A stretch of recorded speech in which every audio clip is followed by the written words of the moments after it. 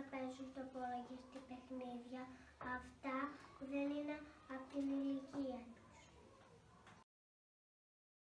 Όποιοι είναι στο διαδίκτυο πρέπει να προσέχουμε. Δεν είναι.